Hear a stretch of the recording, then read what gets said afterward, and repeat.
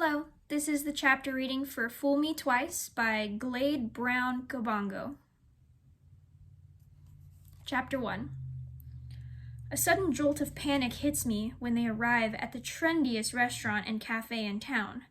The handsome, successful husband, his beautiful wife, and their two adorable daughters. The perfect family. Except they're not. I quickly shift my gaze back to our table when the husband turns around and looks directly at me.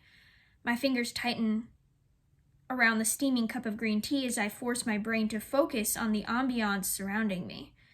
The chatter and laughter of patrons out for an evening of dining, the accompanying background music, and busy servers tending to their enthusiastic and upscale clientele.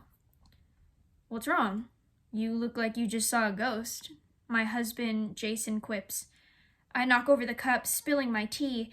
I grab napkins from the dispenser and spring into action before the drink finds its way all over the table and causes a huge mess. Or worse, burns the children. Aliens hijack my brain to perform scientific experiments. I don't know when they'll give it back. I laugh weakly at my lame joke. "I don't think so. What spooked you, Shelby?" Jason sits across from me at our booth near the window, eyeing me through ridiculously long lashes, the kind women envy on a man.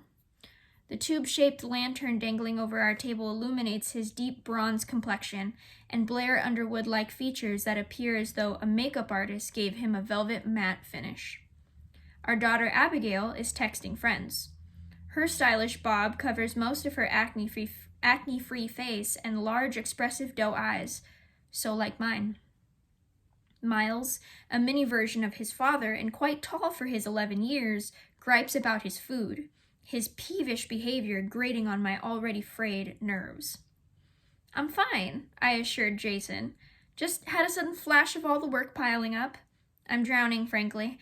I missed another deadline to turn in my research manuscript. Dr. Norrie has already cursed me out in 3 languages. Jason reaches over and gently runs a finger down my cheek. "Then consider cutting back on your workload. You're overextended as it is." I'm a research scientist in the field of bioinformatics, which combines biology, computer science, and mathematics to develop tools that can analyze complex biological data and genetic codes. There's also a huge gender gap, and even fewer women of color working in this specialty. Publishing my research is one way I get ahead, but work is the furthest thing from my mind tonight. I don't see any reason to slow down. Besides, why does the woman always have to be the one to make career sacrifices? Abby pays attention, sensing an argument is about to begin. Miles makes obnoxious slurping sounds with his hot chocolate. Jason narrows his eyes at me. "You're not yourself tonight," he says finally. I place my small hands over his enormous brown ones. "I'm sorry. I shouldn't have snapped at you. I'll get a full 8 hours of sleep tonight. That should take care of my attitude." "Are you sure that's all it is? Work?" Jason asks.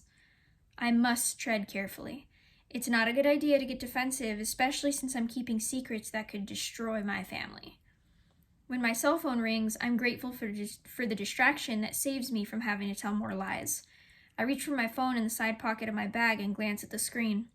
I recognize the incoming number and return the phone right away. The caller won't give up, though. The phone keeps ringing. "Aren't you gonna get that?" Jason asks. "It's Vivian. I'll call her later." Who knows what part of the world she's calling from? Pick up. I have no choice but to answer the call. "Hey, Vivian, what's up?" "I need to see you. It's urgent," says the anxious caller. "I'm at Pennybaker's with Jason and the kids." "Meet me out back." Then the caller hangs up. I keep the phone pressed to my ear despite the silence on the other end of the line. "Can I talk to Aunt Vivian?" Abby asks. "Not right now, honey," I say, pressing my hand over the phone. "Your aunt just met a new man, and she's eager to give me the details. Knowing her, it's probably X-rated." I tell the family I need a quick bathroom break. I wade through the noisy crowd, then exit the restaurant. It's the end of October, with temperatures dropping by the hour. I adjust my scarf and tighten the belt of my Burberry coat as I arrive at the parking lot located behind the restaurant. The man who made eye contact with me inside the restaurant leans against my car. his figure highlighted by the splash of light from the lamppost. He sports a brown leather jacket with a double collar and dark jeans. His thick dark hair is an unruly mess. His usually vibrant blue eyes are clouded over by something I can't quite identify. "Are you nuts?" I whisper. "We can't be seen out here. Do you want to get caught?" My eyes dart all over the parking lot, looking for nosy neighbors or acquaintances who might spot me. Alessandro Rossi, my former physical therapist, to whom I owe a massive debt of gratitude, pats the front bumper of the Mercedes AMG S65 sedan. "I like the new toy. I wonder if Jason would be so generous if he knew you'd been a bad girl." "Is that supposed to be funny?" I ask. "Relax, Shelby," he says. "If anyone sees us, we have nothing to hide. It's over. And besides, we're friends, aren't we?" "Alessandro, both of our spouses are here. I told Jason I was going to the bathroom. I have to get back. What is so urgent that you hauled me out here?" His next words have me feeling flabbergasted. "I'm leaving. For good." I jam my hands into the pockets of my coat to ward off the chilly New England night. I stay silent for a beat, unsure of what to say. And then I ask, "When?" "Soon," he says. "Why?" "You know why. It's not safe for my girls, or me."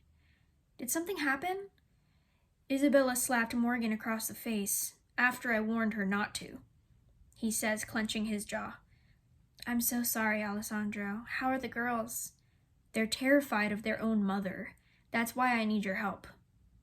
"I don't see what I can do." "Help the girls and me leave the country, undetected. We're going back to Brazil. If we stay here, I don't know what Isabella will do next, and I'm not sticking around to find out. In exchange for your help, I'll sign over half ownership of the business to you. All the centers are profitable. It'll be a good investment." "You don't ask for much," I say, mustering a half grin. "But you don't need to compensate me.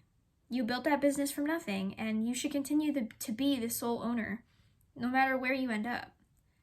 "So you'll help us?" he asks eagerly. "Of course I will. You're doing the right thing, protecting your children." I lightly stroke his forearm and then pull back. "Time is of the essence," he says, and then scans the area as if looking for someone.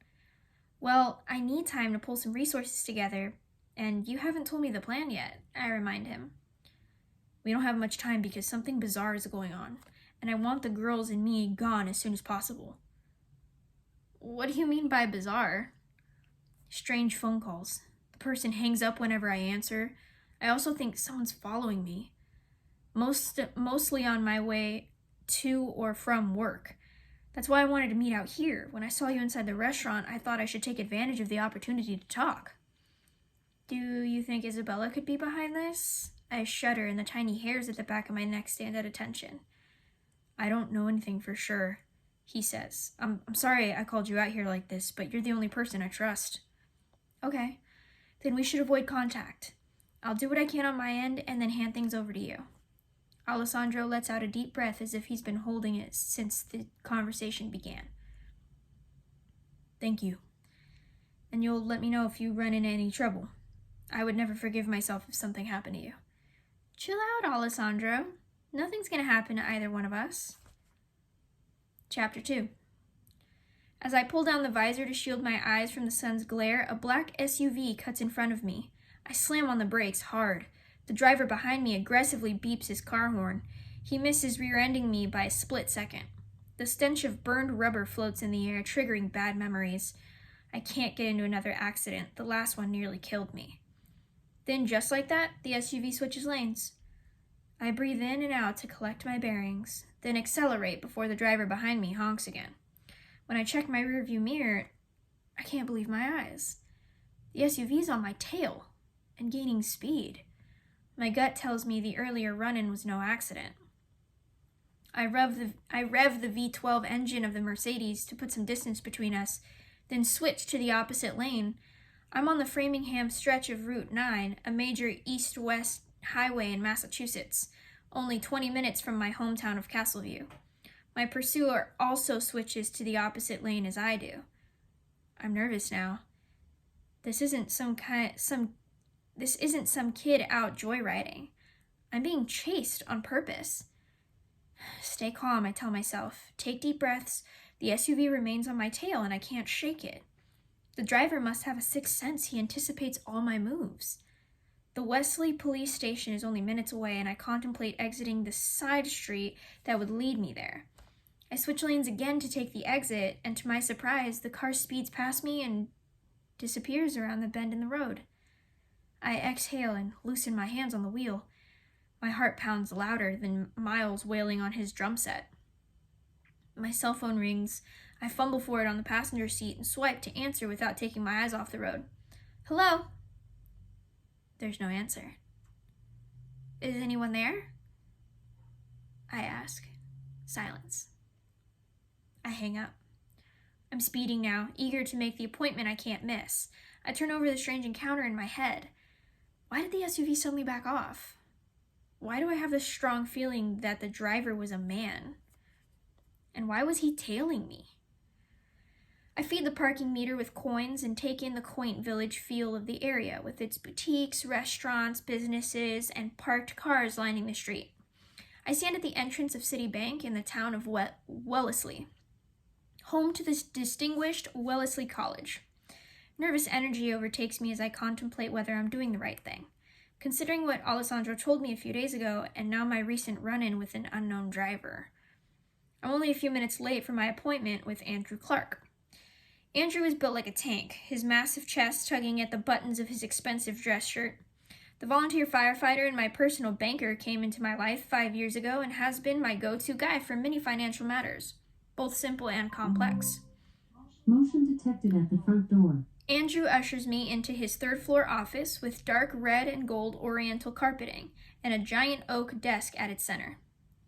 I decline his offer of Fiji water as he takes a seat behind the desk and repositions a wedding photo.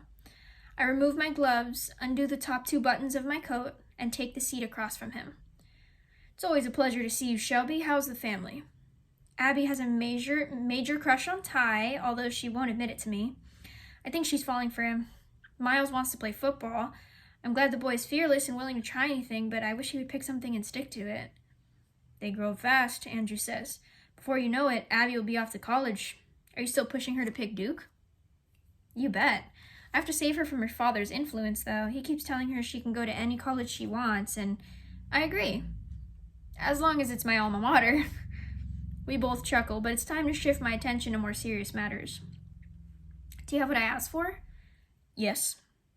The funds came from your individual account, not the joint one, as you requested. And as I mentioned over the phone, I'll take care of any paperwork without inconveniencing you. But if you don't mind me asking, are you sure you want to walk out of here with that much cash? I don't have a choice, I say. That's okay. My job is to make sure you have what you need when you need it. I sense a butt coming. The normally straightforward Andrew is hesitant, hedging his bets as to whether or not he should speak his mind. Shelby, you're more than a client. I consider you a friend. Is there a problem, Andrew? I'm just making sure you're not in trouble of any kind. I know it's none of my business why you need that kind of cash, but I had to put it out there. A friend needs help, I explain. She's starting over, coming out of an abusive relationship. I don't know why I'm explaining this to Andrew, but I feel compelled to, as if I need him on my side. That's awful. I'm really sorry to hear that. His reaction spurs me on. There are children involved. I want to help her get as far away as possible and stay safe. What's the point of having money if you can't use it to help others? Your friend is lucky to have you in her corner, Andrew says, completely buying into my explanation. She certainly thinks so, but I'm lucky too. I bid Andrew goodbye and walk out of the bank with more cash than the average American makes in a year, all carefully hidden in what looks like a conventional lady's tote bag. I toss the bag on the front passenger seat and walk around to the driver's side of the car. A white piece of paper trapped beneath the windshield wiper catches my attention. I snatch the paper and read the message. Have you forgotten what you've done? I haven't. Game on. My eyes case the area like I'm a nervous thief. I expect the black SUV to come barreling down the street any minute. It takes great effort to hold on to the note as I unlock the driver's side door and drag myself inside. Fear pulls in the pit of my stomach. Someone is watching me. Thank you.